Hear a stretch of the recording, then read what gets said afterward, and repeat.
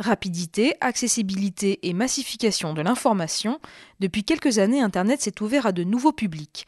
Les journalistes publient des blogs, les citoyens commentent l'actualité ou dénoncent un projet, les militants appellent à la mobilisation. On va vers plus d'interactivité, on va vers plus de contributions, on va vers une forme de collectivisation de la production de l'information. La toile a en effet bouleversé les formes de partage de savoir. Entre ceux qui produisent l'information et ceux qui la reçoivent, les frontières s'estompent.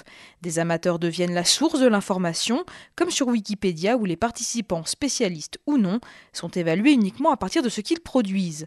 Une sorte d'idéal démocratique, sans hiérarchie, et où un système d'auto-évaluation permet un tri des informations. Aujourd'hui, on est en pleine mer. On ne connaît pas tous les acteurs qui peuvent fournir de l'information. Donc on a un champ, un écosystème, un nombre d'acteurs du monde de l'information qui s'est démultiplié. Et ça, on ne reviendra pas en arrière. De son côté, le Web 2.0, via les réseaux sociaux, blogs et autres forums, a élargi l'espace public à de nouvelles formes de prise de parole.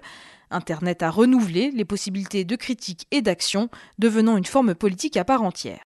De la campagne d'Obama aux révoltes arabes, de plus en plus d'événements politiques et sociétaux se sont initiés ou développés sur le net.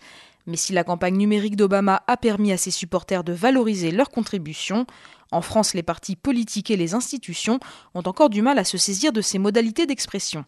Les formes de délibération citoyenne organisées sur le net, comme la démocratie participative de Ségolène Royal ou le débat sur l'identité nationale, se sont révélées plutôt décevantes.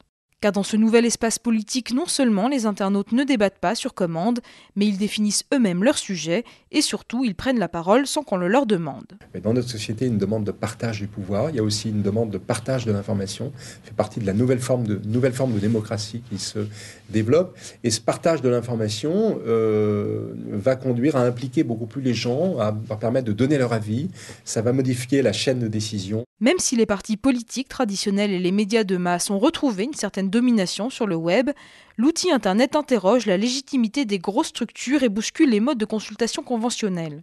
Si les attentes de démocratisation des citoyens s'expriment sur le web, comment les institutions peuvent-elles y répondre ?